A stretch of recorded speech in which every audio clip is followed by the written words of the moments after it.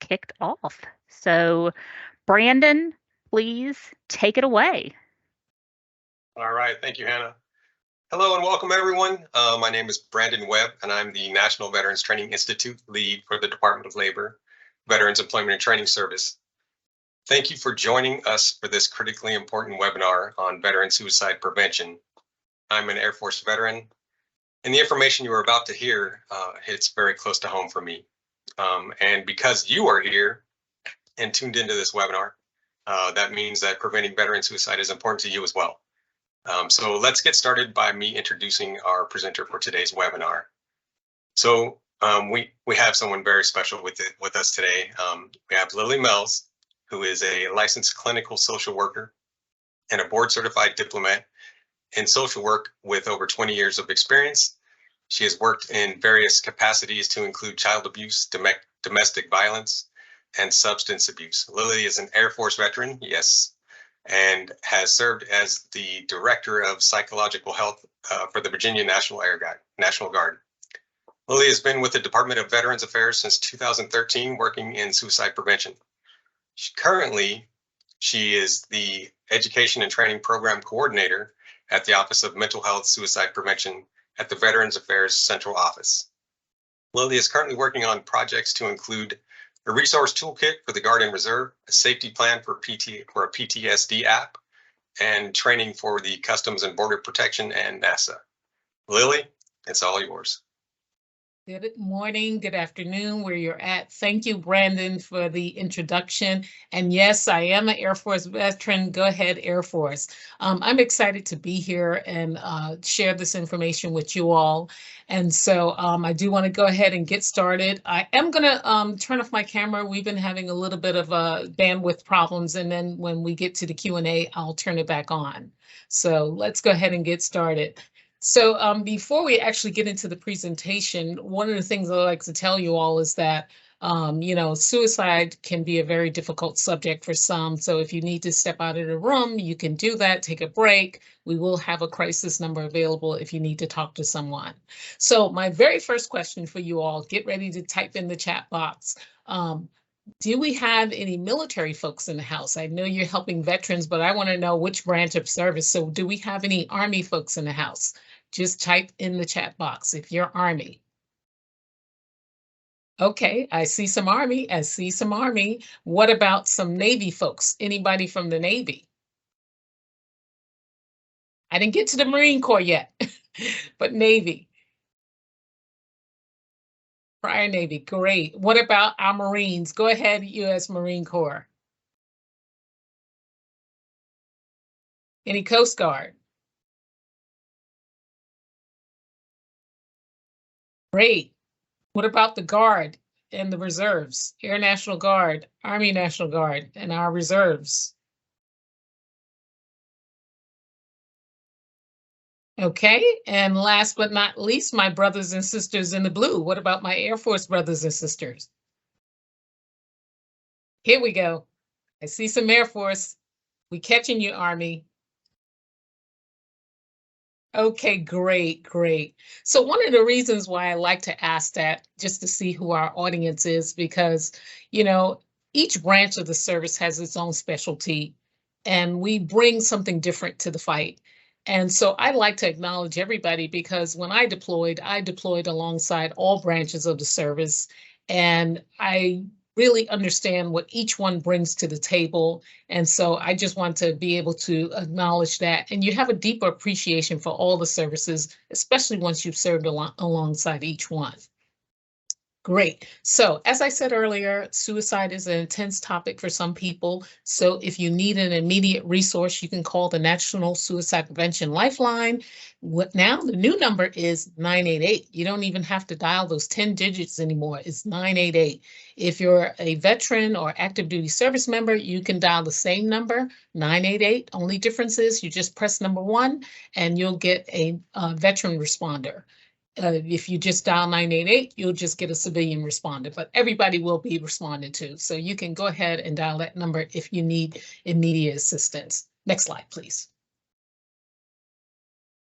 So this is what we're going to cover today: facts about veteran suicide, myths and realities about veteran suicide.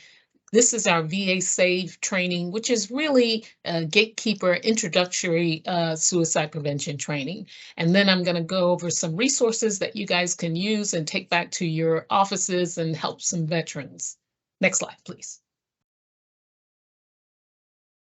So by participating in this training, you're going to have, back one, you'll have a general understanding of the scope of suicide within the U.S., how to identify not only a veteran, but someone who may be at risk for suicide, and know what to do when you do identify that person at risk for suicide. Next slide.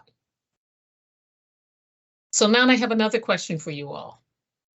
What are your biggest questions around suicide and talking to people in crisis? What are your biggest questions around suicide and talking to people in crisis? So I want you to think about what your answer is, and hopefully by the time I get through this entire presentation, that question would have been answered. Okay, so I want you to think about it, write it down if you need to, and then let's see if we have answered that question by the time we get to the end of the presentation. Next slide. So now let's go over some of our facts about suicide. Next slide. So suicide is a national public health problem.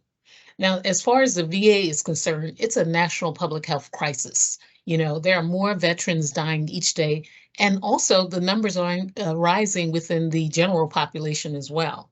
For every death by suicide, there's at least 135 that are impacted. And I would venture to say it may even be more than that.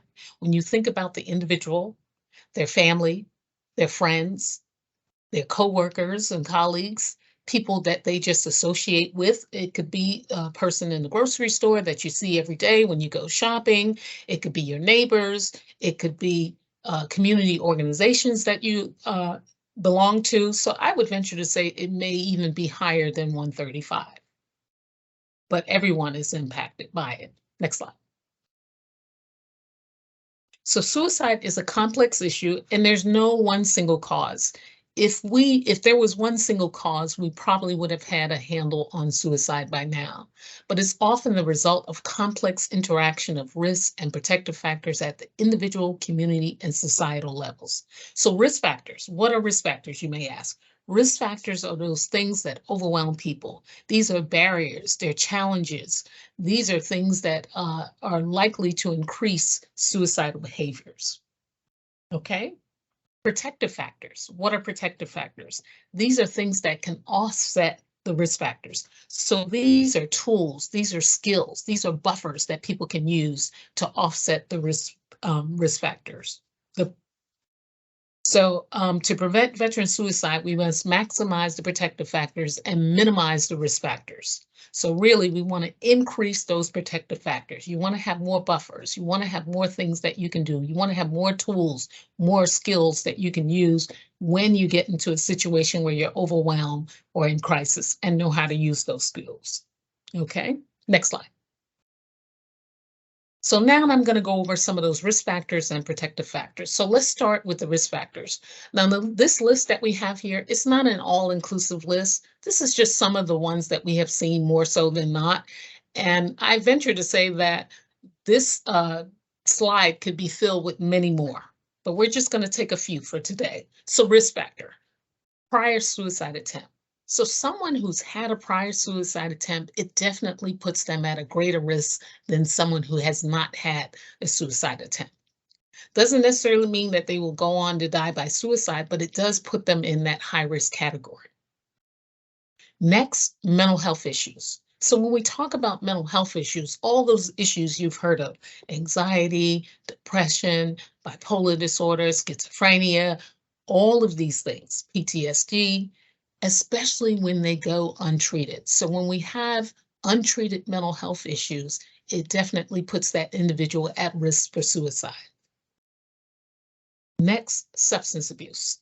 So anytime you engage in using substances, it definitely puts you at a greater risk, because substance abuse, you know, when you use substances, it alters your judgment and your thinking. And so anytime your judgment is altered, your mood is altered, it definitely puts you at a greater risk for suicide. Because when your judgment is off, you're not thinking rationally. And sometimes you would make decisions that you would not normally make if you weren't under the influence. Okay? Next, access to lethal means. In this instance, when we talk about lethal means, we're actually talking about firearms. Firearms are the #1 lethal means that's being used for suicide. So one of the things that the VA has done is we have increased our education to veterans, their providers, and their family members on lethal means safety, and lethal means storage. And so I'll talk a little bit about that later, but if you have access to firearms and other lethal means, it definitely puts you at a risk for suicide. There are some other lethal means, stockpiling medication, things like that, but firearms is overwhelming the #1 means that's being used. Next, recent loss. So when we talk about a recent loss, it does put people at a greater risk. Emotionally dealing with that loss, it could be a family member or friend, it could even be a pet. It definitely puts people at a greater risk. Next, legal or financial issues. Legal issues, especially when you may be facing jail time. You know, it could be a very frightening thought of having to go to prison, and some people, it's just too overwhelming for them. Financial challenges, thought of losing your job, your home, not being able to sustain yourself or your family, it definitely puts you at a greater risk for suicide. Next, relationship issues. So when we talk about relationship issues, we're talking about failed relationships, you know, marriages that fail, someone's been dating someone for a long time that fails, and people become very vulnerable during this time. And you may have even seen yourself in some of the news where you see a murder suicide, you know, because of a relationship. But when people are going through failed relationships, it's almost as if you're going through the grieving process when you lose someone to death. So you go through the same emotions. Starts out denial, there may be some anger, there may be some shame, there may be some guilt, but it's all the same emotions that you go through when you're experiencing a death. But it's huge on the list, relationships. Next, unemployment. So when you're unemployed, it definitely puts you at a greater risk because you're unable to support yourself or your family members. And for some people, it may lead to losing their possessions. And you see next on the list is homelessness. So if you lose your home, you have no place to live, it definitely puts you at a greater risk for suicide. And as I said earlier, there could be many more things on that list, but we just wanted to highlight a few. Now, as we move to the other side of the page, protective factors. Remember what I said earlier, protective factors are those skills, those tools, those things that you can use when you're facing challenges and obstacles. These are things that you can use, buffers, to help you navigate through that challenging time. So access to mental health care. So remember what I said, if you have mental health issues that are untreated, is definitely going to put you at a greater risk for suicide. So someone who's actually engaged in treatment for those mental health issues tend to have a better outcome. Okay. Next, sense of connectedness. So I saw you folks type in the box what branch of service that you were connected to. So one thing we know about the military is that when you're serving in the armed forces and you're at your installation, you're behind those gates, there's a sense of connectedness there because you're assigned to a unit. You know the mission of that unit. You know all the folks in that unit, and there's that connectiveness that you have with that unit. Sometimes when you leave the military, whether you retire or just separate, you kind of lose that. You know, it's not quite the same. You know, it's not quite the same. So sense of connectiveness, when you have that connection, that's why a lot of us are still working to help the military, whether we're working with veterans or active duty, because we have that sense of connectedness to it. And think about this, you know, if you join the military at 19 years old and you spend 20 years, that's half of your adult life serving and being behind those gates. So you have to be connected to serve that long. Next on the list, problem solving skills. And Brandon, I always get a laugh out of this one. You know, I just happen to be from New York City. And growing up in New York City, You know, we didn't use a whole lot of problem-solving skills. Um, can anybody on the line guess what kind of problem-solving skill we used? You can type it in the chat box. What kind of problem-solving skills you think we used back then? I pretty much grew up in the 80s and 90s. What kind of problem-solving skills you think was used? Yep, there you go. Someone hit it right on the head. Fist and knuckles. That's exactly it. You know, as children, we were not taught problem-solving skills. And so we basically just fought it out. But I will tell you, it's not a good problem-solving skill. And certainly as you get older, you can't just keep engaging in that type of problem solving. So really, we need to have tools in our pocket. We need to learn how to navigate through conflict. And if we learn these things when we were younger, we probably actually would do better as adults. But these are not things that are taught early on in life. Okay. Next, sense of spirituality. And this may be very individualized. You know, people may actually practice formal religion. They may go to a house of worship. Some people meditate. Some people will read the Bible. It just depends on what will work for that individual, but it can be a protective factor. Okay, it can be a protective factor. Next, mission or purpose. So that almost goes back to that connectiveness. You know, when you're behind the gates and you're serving, you know your mission and your purpose. You know what your job is. When you leave the military, sometimes it can be a little blurry. You know, you get out of the military and things are not quite the same. You know, people don't necessarily have the same spirit of getting things done, you know, so sometimes you can lose that. But when you leave the military, if you have a mission or purpose, it definitely is a protective factor, you know, and this is why people stay connected, serving in different capacities. Okay. Next, physical health. I will tell you this, there's nothing worse than to walk around in pain every day, all day.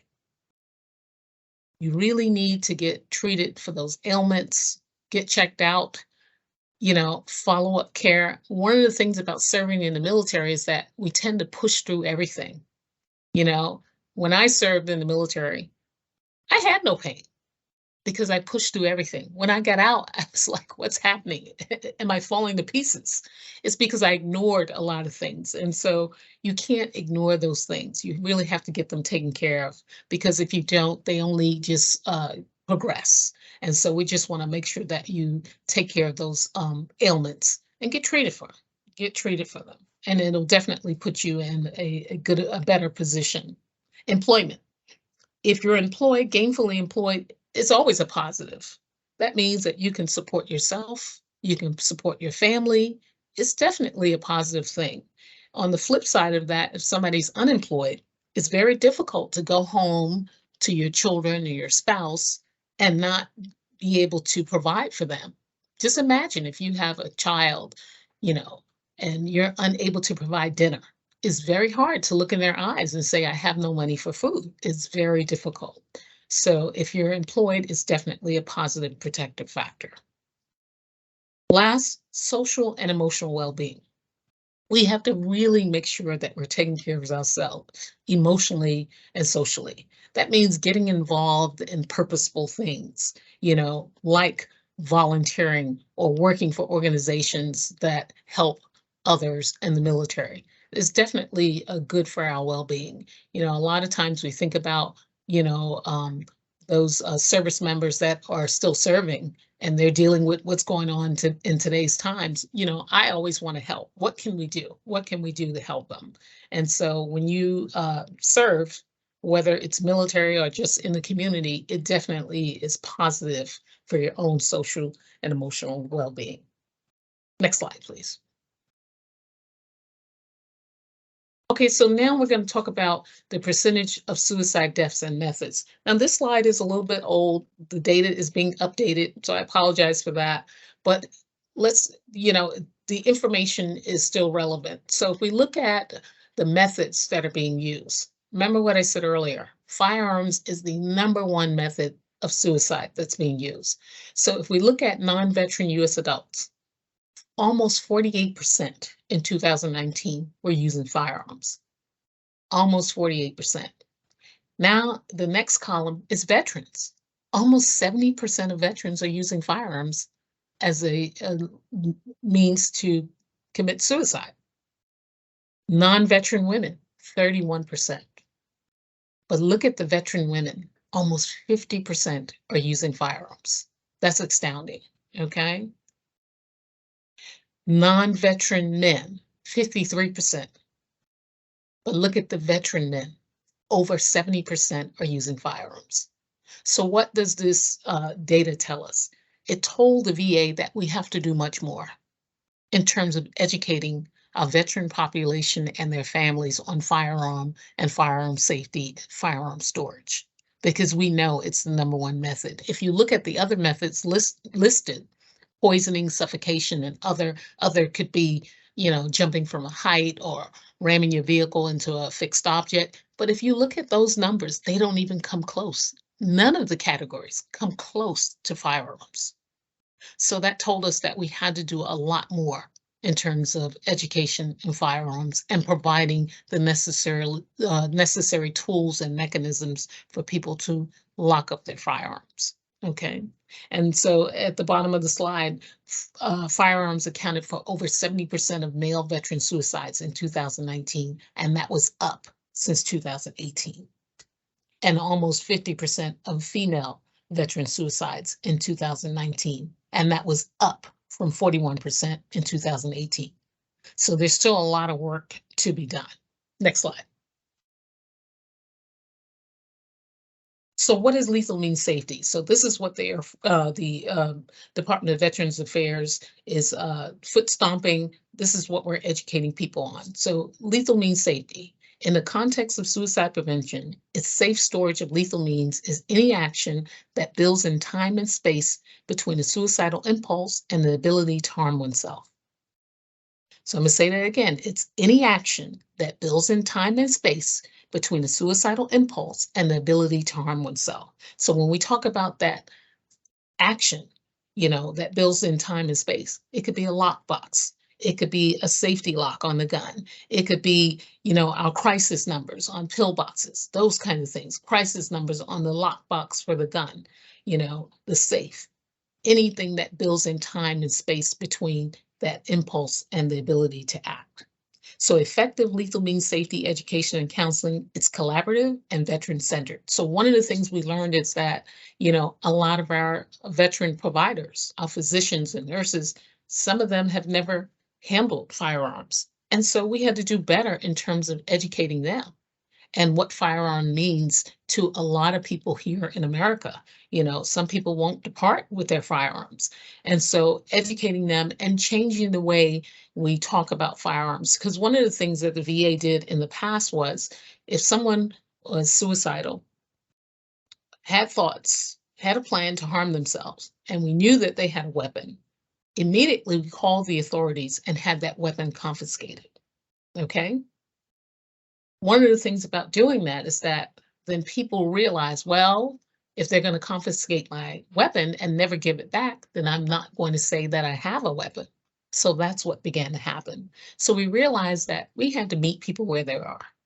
We had to educate them about safety storing that firearm or locking it up.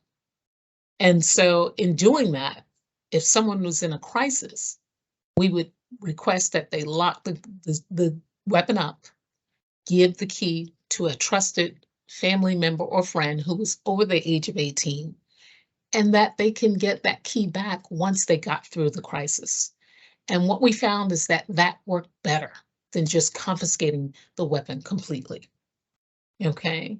And so in the education piece, we educated not only the veteran, but the providers and the family members, because it's important to have everybody on board.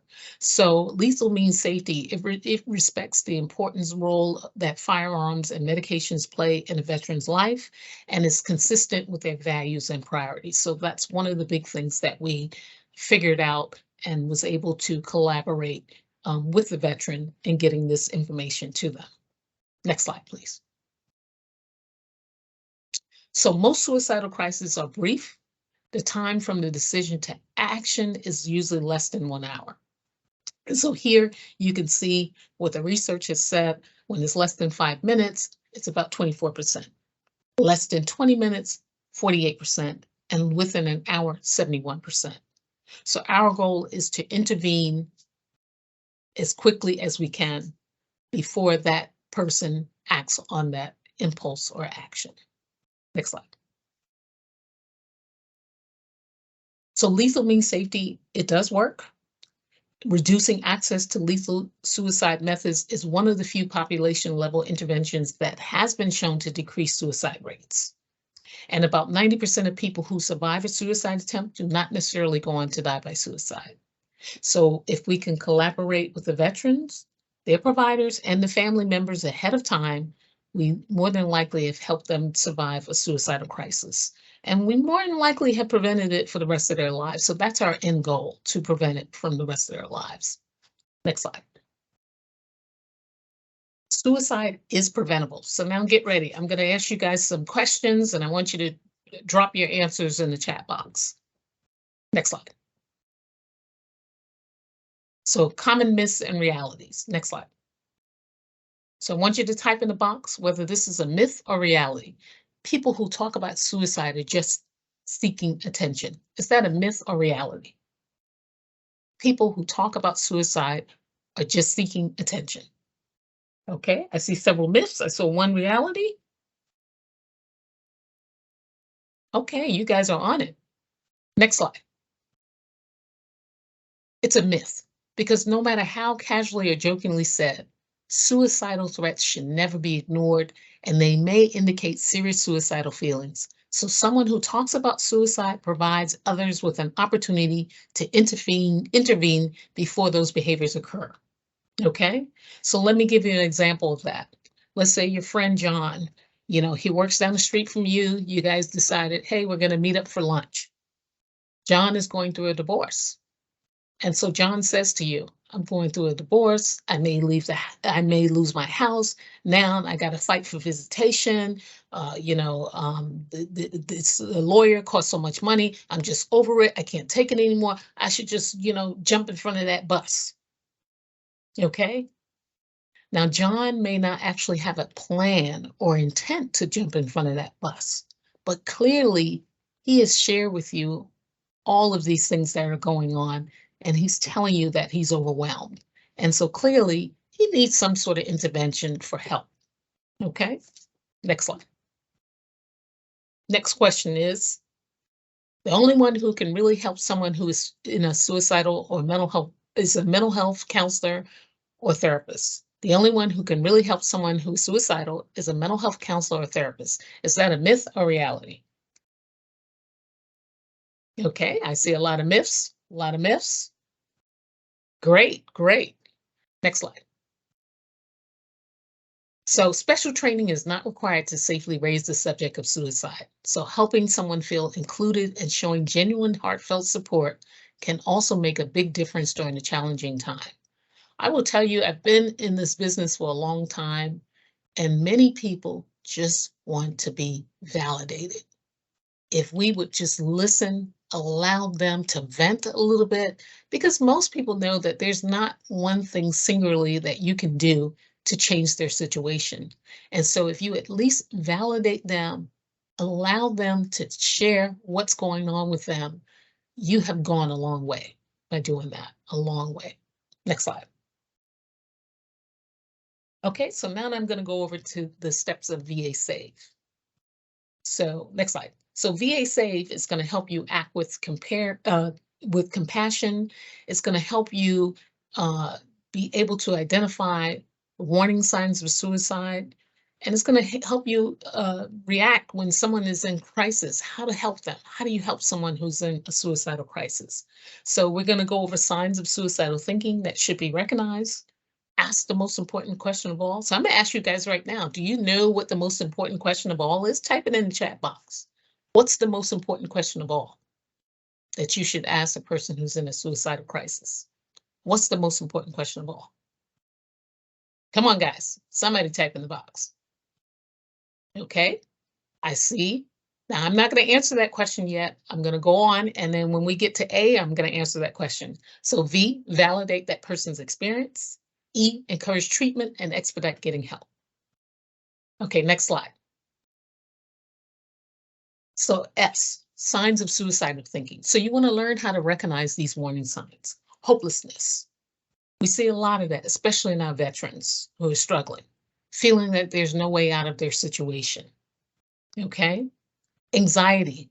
You know, it's that feeling of nervousness. Something's about to happen. I'm on edge. I don't know what, I don't know when, I don't know who. Some people will have physical symptoms. Some people will have a full-blown panic attack. Some people have sweaty palms. Some people feel nauseated. You know, the symptoms, it may vary from person to person, but generally those same ones are there. And so that's the anxiety piece of it. Agitation, we've seen a lot of that. Sleeplessness or mood swings, feeling like there's no reason to live.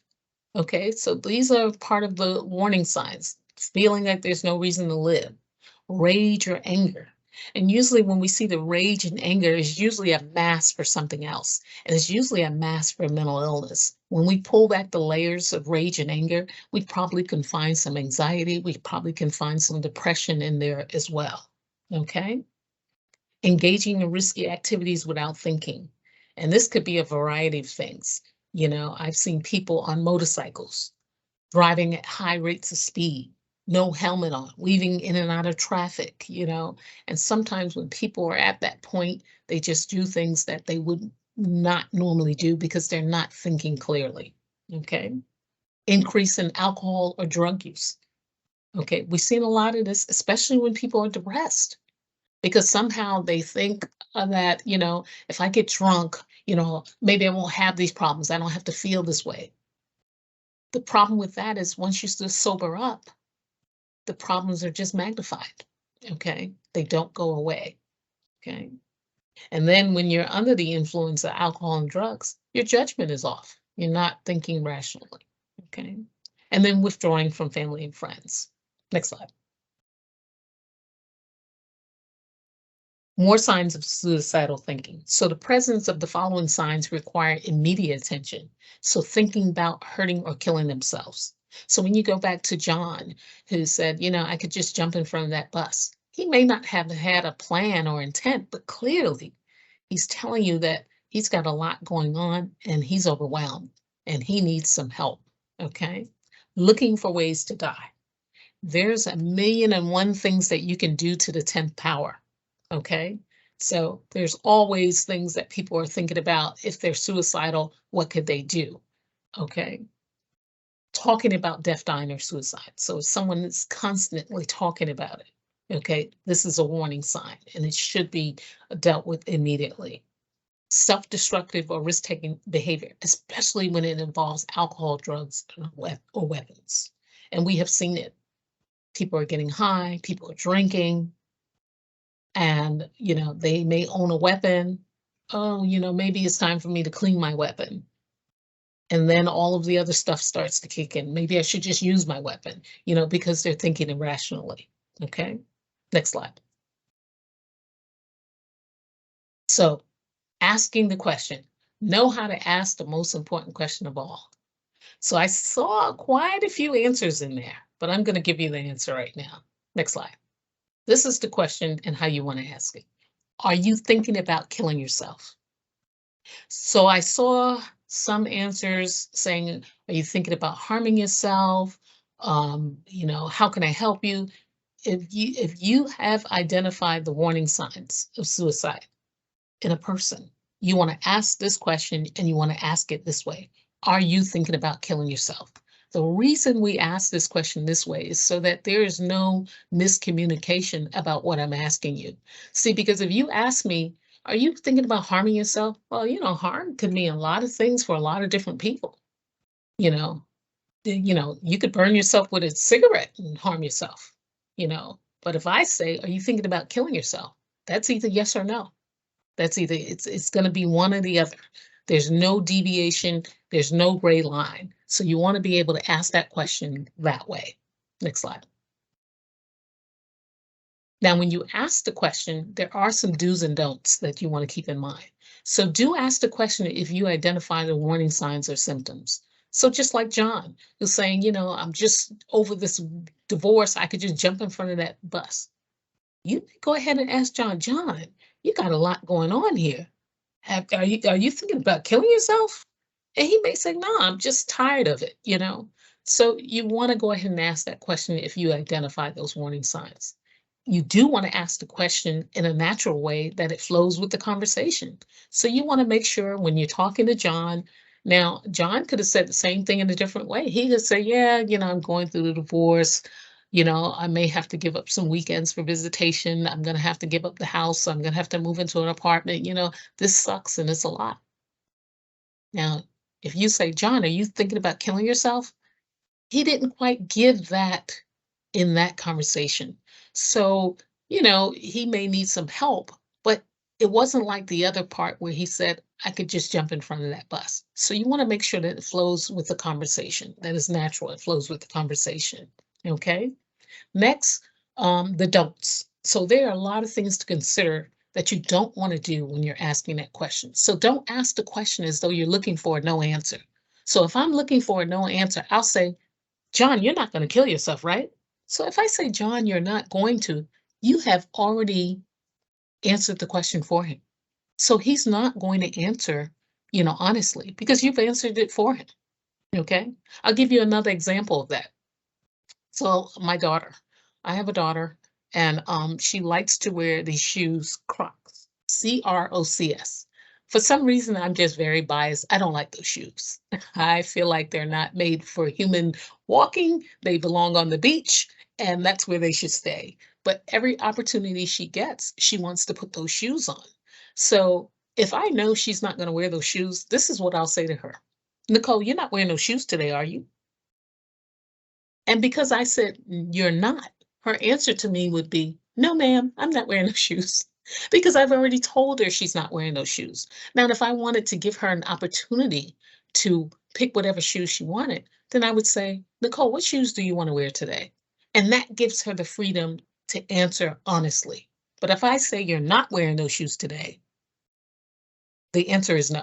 She's not going to wear those shoes. Okay. So the same thing, if you say you aren't thinking of killing yourself, well, you've already told the person they're not. So there's no way that they're going to be able to answer you honestly. Okay. And don't wait to ask the question when someone is halfway out the door. So you're having lunch with John, you identified, he said all these things as you walk over to the restaurant. Now lunch is up. You got to get back to your office. John, when you said you wanted to jump in front of that bus, are you thinking about killing yourself? What if John says yes? Now your lunchtime is up. You don't even have time to help John. How are you going to help him? So you want to make sure you ask it early enough so that you can intervene. Okay. Next slide. B, validate that person's experience. I can't footstep how important this is. When you validate someone, you make them feel like they matter, their voice matters, their opinion matters. Okay. So when you validate someone, you have done a huge, huge thing in validating them. You want to talk openly about suicide, be willing to listen and allow that person to express their feelings. Recognize that the situation is serious because it is. Don't pass judgment. One thing about human nature is that we can tell very easily when somebody's passing judgment on us and we don't like it and it's a turnoff. So don't pass judgment. I was a mental health provider in the Air Force, and I can tell you, people came to my office with all kinds of things that they've done in their life. You can't sit there and pass judgment because that's what they're waiting for. They're waiting for you to pass judgment, to say, see, I knew I was no good. So what's the point? So you don't want to do that. You do want to reassure them that help is available. And when we validate someone, a good example of that would be, as I said earlier, I'm from New York City. I don't live there now, but I'm in Virginia, but I'm from New York City. And, there's a lot of things that go on in New York City. One of the things that's prominent is that they have these manholes, these man-built holes in the concrete of the roads. And I don't know what they're actually for, but I suggest that I think that it's for the steam from the subway system underground and whatever. And so occasionally the pressure builds up and the manhole covers, they actually burst. And when they burst, they sound like a big bomb, you know? And so if I'm in the DC office and there's a manhole cover that blows and my colleague is here and I know what it sounds like, and my colleague hears it, runs and jumps under the table, and I'm sitting there saying, it's just a manhole cover, get over it. That's insensitive. You know, I need to validate that person's experience because they didn't grow up where I grew up and I knew the sound of that manhole cover. You have to meet the person where they're at. Everybody's experience is not the same. You know, if that person has never experienced anything like that, I can't just dismiss them. Okay. So that's when we get into the validating people. When you validate people, you make them feel like, they matter. Their opinion matters. Okay. And remember this, as a child, we don't validate our children enough because I can remember early on, the first time I was basically told to sit down and be quiet. And it was probably at 5 years old or 4 years old. When kids are, that's the age when we talk a lot, we play a lot, we got a lot of energy. But one of the things is that, kids should be seen and not heard. We learned that very early on. I'm telling you, I remember 5 years old. Go sit down, be quiet. So your opinion doesn't matter. You don't matter at this point. And so imagine someone, at 5 years old being told that, and then they join the military. And let's say they enlist and they had to go through, basic training and all this. What happens in basic training? Shut up and color. You do what I say do, again, you're not being heard because your opinion doesn't matter. What I tell you to do matters. Okay. So imagine that. And then imagine, okay, once they get out of basic training, they go to their unit. You're probably the lowest man on the totem pole. Somebody else is telling you what to do and how to do it. And so for your whole life, you're just being told, be quiet, be quiet, be quiet. And some people just want to be heard. They just want to be heard. I'll tell you one little story. There was a little boy who was about 4 or 5 years old, and he was riding in the car with his grandmother. And they had just come from, I believe, like Lowe's or Home Depot, one of those stores. And he said to his grandmother, he's in the back seat, Grandma, we need to go back to the store. She had already put her stuff in the car and was headed home. We need to go back and help that man. He's going to die. And she says, what? He said, yeah, we need to help that man. He's going to die. And she says, sit down and be quiet. And he says, but Grandma, we need to help that man. He's going to die. I saw him. He's going to die. And she said, you didn't see anything. Be quiet. There's no man. He just kept laying into her, Grandma, you just going to let that man die. That's not right. And she said, okay, I tell you what, I'm going to turn this car around and show you that there's no man. And guess what? A man had collapsed in the parking lot and was having a heart attack. And if it was not for that little boy who insisted that he saw someone, she would have just dismissed him. And they turned back and they saved that man's life. So, it's huge when you validate someone. It's huge when you validate someone. Next slide.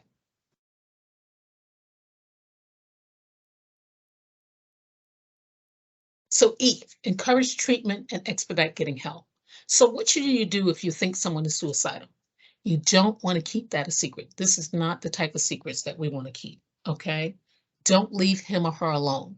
Remember earlier when I said there's 1,000,001 things that you can do to the 10th power?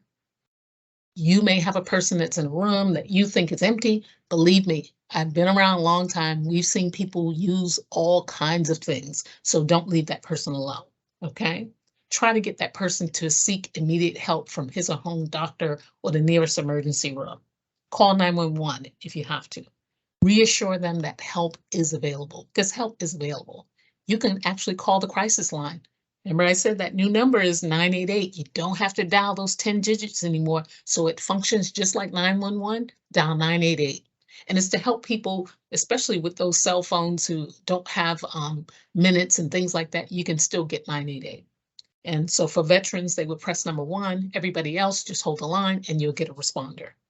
And that new number, I'll talk about it a little bit later, just came out in July of 2022. Next slide. So what do you do when you're talking with a veteran at risk? You want to remain calm. That's one of the key things that you want to do. Don't get all riled up because it's not going to help the situation. It's sort of like that mom who has that baby who's learning how to walk. Let's say the baby is what, 10, 11 months, and they're trying to walk. They usually stagger, they fall, they wobble. Now, if the baby is trying to walk and mom is looking at this baby and the baby falls, what does mom do? Oh, the baby fell. Oh.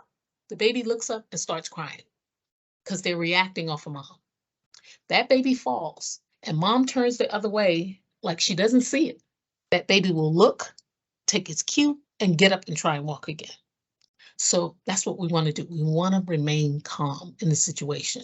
We want to listen more than we speak. That goes back to validating that person. Let them vent. Let them tell you what's going on. Maintain good eye contact. The worst thing that you can do is be looking at your phone, looking at a computer screen, looking somewhere else when somebody is trying to talk to you. It's like when you go into a business establishment and the person is typing and they're like, "Can I help you?" Well, you're not even looking at me. It's like you're dismissing me. So you want to make sure you maintain good eye contact. You want to act with confidence. You may not know everything to do, but you do want to act with confidence. Don't argue with the individual. Stay away from all those controversial subjects. It's not going to help the situation. Everybody has their heels dug in and they're not letting up. So COVID, abortion, gun laws, politics, religion, stay away from it all. It's a no-win situation. Okay. Use open body language. You don't want to be like Macaulay Culkin on Home Alone with the shock face. You want to use open body language. Limit your questions. Let that person do the talking. Use supportive, encouraging comments, but be honest that there's no quick solution. Okay. We have had people call the VA and say, they're going to kill themselves. They're 8 months behind in their mortgage. I got to be honest, the VA is not going to pay 8 months of their mortgage. But there are other resources that we can give that person. But I want to be honest. I don't want to tell them, come down here, we're going to have a blank check for you, because that's not being honest. Okay. Next slide. So what do you do if someone expresses suicidal ideation during a phone call? You want to keep that caller on the line. Don't hang up or transfer. I will tell you, when I'm in the office, I don't transfer enough calls throughout the year to be good at it. So if you're anything like me, don't transfer that call, because what happens is I totally forget. I may transfer 3 calls the whole year. And so what am I supposed to do? Am I supposed to press the pound? Am I supposed to press release? Am I supposed to press the asterisk? I just forget. And in that situation, you're probably nervous, so you will forget. So don't hang up or transfer the call. Remain calm. You want to get as much identifying information on that caller as possible. Their name, their phone number, their current location. Even if they just give you a nickname, just take whatever you can get. The authorities will work on what you have. Conference call to the crisis line. That's only if you know how to do it. Our call center operators, they are very good at that. But I got to tell you, I'm not good at it, so I would not try it. But there is a way that you can do it, and you can wait until the crisis line picks up, and then you can merge those calls. But most of us are not really good at it, so I don't recommend it. Enlist help from your coworkers. Use instant messaging, Teams.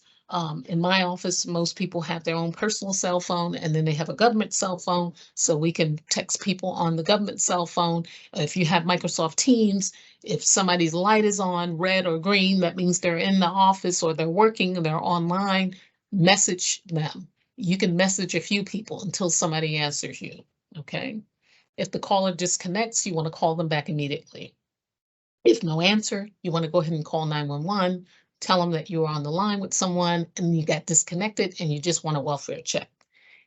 And then and once you've done that, then you can go ahead and call the crisis line. That new number is 988. And then just press number 1, and they'll take the information as well, and they'll reach out to the individual as well. Next slide. So that was it for our VA S.A.V.E briefing. Signs of suicidal thinking should be recognized. Ask the most important question of all. Are you thinking of killing yourself? Validate that person's experience. Make them feel important. E, encourage treatment and expedite getting help. Now I'm going to cover a few of our resources. Next slide. Next slide. So that was the crisis line right here.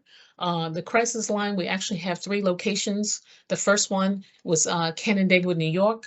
Next one is Atlanta, Georgia, and the next one is Topeka, Kansas. And so these are call centers where they have several responders who are there. And basically what they do is they receive calls from veterans, family members, friends, anybody who's calling regarding a service member, and they look at the location of that individual, and then they will send that information to the suicide prevention coordinator at the Veterans Hospital closest to where that individual lives. So as I said, anybody can call: veterans, active duty service members, family members, friends, or you can even call anonymously.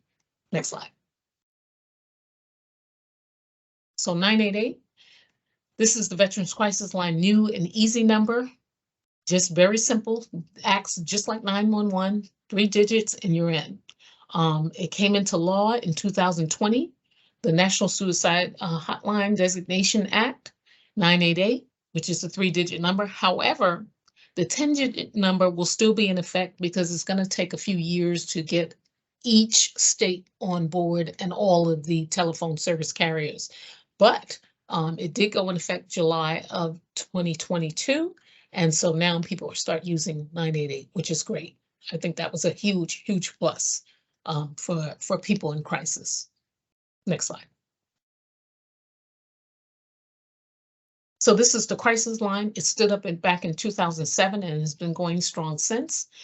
We've had over 6 million telephone calls, over 730,000 chats, 253,000 text messages, and over 1 million referrals. And we've had over 230,000 dispatches of emergency services. So this is when EMS and police actually go out to the location of the individual. Next slide. Don't wait, reach out. This is another one of the VA's campaigns where you can go on this website, don't wait, reach out, va.gov. And if you're looking for resources, so let's say you're looking for educational resources, you're looking for housing resources, and you're looking for mental health resources, you can click on those things that you're searching for. And then once you press submit, it'll give you a compressed list of those areas that you're looking for. So it's like a one-stop shop. You don't have to go through several websites. It's going to give you it all on one page once you press submit. Next. Making the connection. So this is vignettes of veterans who are telling their story about their struggles with suicide and mental illness and how they recovered. So it's a great way to show people that treatment does work and they can get the help they need. Next slide.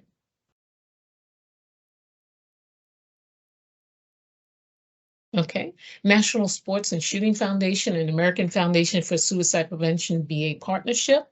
And so you may have seen during some of the big sporting events like NFL, NASCAR, where there have been some ads on lethal means and lethal means safety.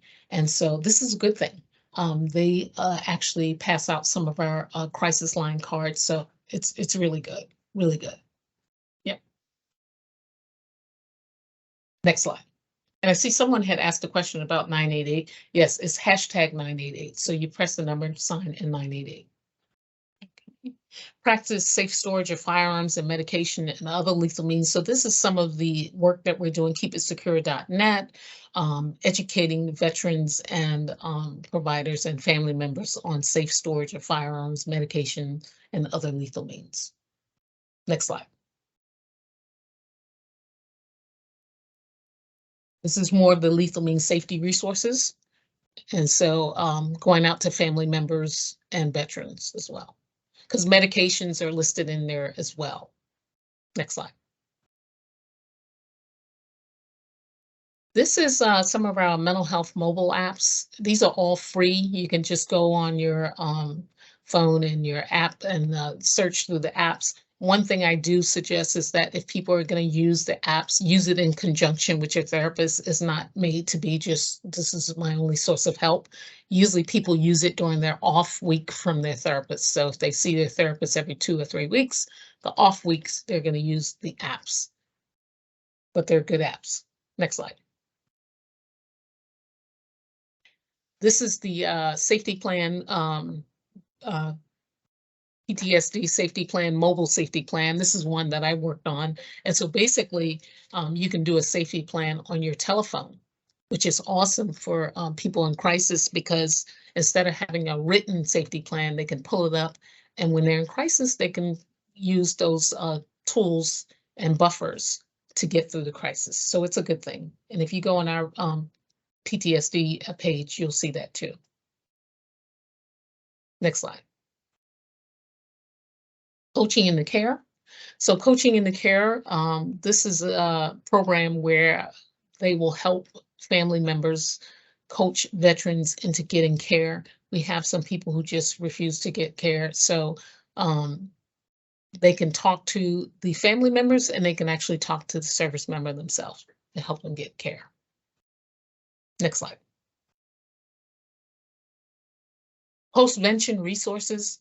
We don't talk about postvention a lot, but based on what's happening in our world today, we need to be ready, and we need to be able to provide these resources. So we have our MyRec, which provides a lot of postvention resources. And I'm going to provide a list of resources to Brandon after the briefing, and that he'll be able to share out with you all. Next slide.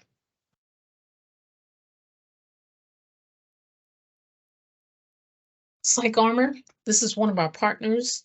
They have the VA SAVE training online. You can take it for free. We encourage communities, clergy, anybody who has veterans or, deal with a population who has a high risk for suicide. We recommend that they take this training. All you have to do is register on the website. And it's free. Next slide. And that's it. So that is our VA SAVE briefing. And we can open up the floor for questions, Brandon. All right. So we have some time left over for any questions that someone may have. We can go ahead and unmute you. I do know that we have our Assistant Secretary, Mr. James Rodriguez, on the line. So I'd like to open the floor up to him for his thoughts as well. Hannah will need to unmute Mr. Rodriguez. Great, thank you for being here.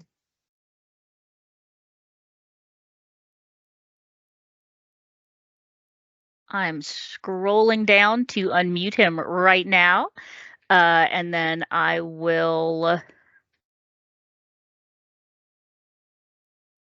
So, Mr. Rodriguez, is it possible for you to raise your hand to make it just a little bit easier to find you, because there are a lot of people in this room, which is fantastic. All right, there we go. Mr. Rodriguez, I have allowed your mic, and I will also, if you would like, allow camera. So you now have access to both. You should just need to unmute yourself. Okay, perfect. Thank you. Let me lower my hand here also. Okay, perfect. Lily, what a phenomenal presentation. So thank you very much for that. Can everybody hear me? Make sure you. Yes, okay, you're welcome. perfect. So thank you very much for that presentation. I can honestly tell you, this is something that in my 21 years in the United States Marine Corps is near and dear to my heart. Also being a veteran for the last 14 years. And the reason I say that is because I have personal experience with this through my service. Not me personally, but there's people, veterans that I've served with. And I want to make sure that everybody understands that any person, as was indicated there, any person that's susceptible to this, right? Depending on how life changes at any moment. Mm-hmm. I think one of the other things to be cognizant of the fact is that there are signs, as was mentioned in here, but oftentimes we overlook those because we think that we know the person better than we actually do, and we know what they're going through, but oftentimes we don't, because they don't tell us everything that is happening. And so we have to pay attention to those signs. And the most important thing is we have to take action. So that was a great story of the young boy saying to his mother to go back and help. I'll give you another story. For those from the team that know me, I like to tell stories. But here's another story that I'll share with you. I don't share it often. But here's a story that I think is relevant to the conversation on the importance of paying attention and being present when someone is trying to confide in you in such a situation. I had just retired from the Marine Corps. I had only been retired about 7 months. I was in the corporate space, and luck would have it that I had went back to San Diego, where I retired from Balboa Naval Medical Center, and I was speaking to a Marine who I was one of my Marines at the time, and he had 2 Purple Hearts, a couple combat deployments, and he was getting ready to get discharged from the Marine Corps.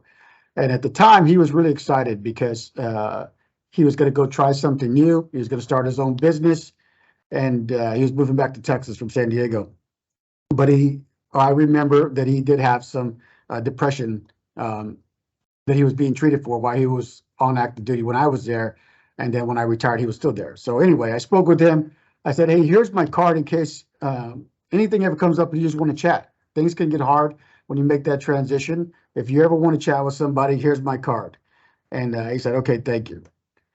Well, about, like I said, 7 months later, I'm getting ready to leave. It's about probably like 5:30 in the evening. I'm getting ready to leave my office and my phone rings. And for those that are in the DMV and DC and in Maryland, timing is everything when it comes to the traffic. And so I was like, geez, do I take this call or just let it go to voicemail? And because the longer I get on this call, the longer I'm going to stay here, the longer I'm going to be stuck in traffic heading home. And I knew I had about a 45-minute drive. Anyway, I turned around and said, I better take this call. So I turned around, took the call, and it actually happened to be this young Marine. And he was talking to me. And I said, hey, how are things going? How are you doing? I know you had a lot going on these last couple of months. You just transitioned. And he's like, I'm not doing well. I just tried to commit suicide. And he said, the only reason I didn't, and this is a very true story, he goes, the only reason I didn't is because I looked down and I saw your card on the coffee table right in front of me. And he goes, so I decided that I remember what you said. I picked up the card and I called you. So he goes, that's my first action. And so thankfully, I spoke to him for a while, kept him on the line, and we talked through it. And I said, look, we're going to get you support. We're going to get you help. Just, bear with me. Let me figure out what we can do to make sure that we get you supported. Long story is, I made some phone calls. We got him back to San Diego. He got some treatment there, got taken care of with the Navy. And fast forward, he's married and has 2 children, right? And so the reason that's important, again, is because you never know what those signs are going to lead to somebody. And I think this resonated with me listening to the presentation. So as part of this team, what we do is inherently important because employment is also a huge factor in someone's suicidal ideation when they do not have employment, when they lose employment, they lost that financial stability, as Lily mentioned, right? Those things are important. So what we do at VETS is inherently life-saving, as I've said numerous times, and I hope everybody appreciates the job that you do is inherently important to someone, whether you believe it or not. And so, again, these types of training are important for us as a team because we want to be able to help our fellow veterans and their families as they go through these types of situations. We have to pay attention when we are put in that situation. So with that, again, thanks for everybody that joined the conversation. I see over 99 people joined the conversation. And I know what people often forget, even though you have this training here, that training is going to be expressed by you having these conversations, by you speaking to other people about what you've learned today. So it's not only geared towards what you are learning today, but it's how you share this information that was just shared with us. So again, thanks for joining, and Lily, back over to you and to the team. Thanks for putting this on, team. Brandon, John, I appreciate you all bringing this to our attention for our training for the staff. This is inherently important to all of us. All right, thank you, sir. Appreciate your comments, and yeah, powerful story. It just kind of goes to show that you never know when that call might come or that one action that you can take that may save someone's life. I do want to say just a huge thank you to Lily for presenting. I'm going to roll through some of these comments for you, Lily, real quick, because I think it's important that you hear them. And so Mark says Lily is fantastic. Thomas is saying that he's spoken to many at-risk veterans and have been seeking professional advice on how best to interact with vets and what questions to ask and how. Rachel says it's important. It's not what you say, it's how you say it to veterans. Jin Lee says one of the biggest pet peeves amongst her my COC is that in the Navy was when leaders heard people express struggles and said, stop complaining, at least you're not deployed, dealing with my issues / struggles, rather than listening and meeting them where they are at. Absolutely. He says, wonderful information and resources. Unfortunately, I need to jump, and so he jumped. Stephen says at the beginning of the presentation says there was some clarification on the 988 number, and I just want to make sure we do have that clear. You need to dial the hashtag 988. Yeah, and I think it'll actually work either way, but Okay. it's promoted as hashtag 988, but I think it will work either way. But yeah. Okay, very good. Roberta says fantastic training. Thank you so much. And then Chantel says thank you for this training, much needed. And then I just wanted to let's see, make sure there's no more questions in the chat. Yeah, the hashtag, I think they can use it either way. It's okay. Either way. Okay. Very good. So yeah, just a whole lot of great comments on your presentation. I do want to kind of close out with some housekeeping. So this webinar has been brought to you by the National Veterans Training Institute, which is funded by the Department of Labor, Veterans Employment and Training Service, and administered by our contractors, which is Management Concepts. The mission of MBTI is to further develop and enhance professional skills of veterans employment and training service providers throughout the United States. So there were some questions about the slides. This recording with the resources that Lily mentioned will be uploaded to the MBTI website soon. So if there are more learning opportunities on serving veterans, you can visit the MBTI website at www.mbti.org.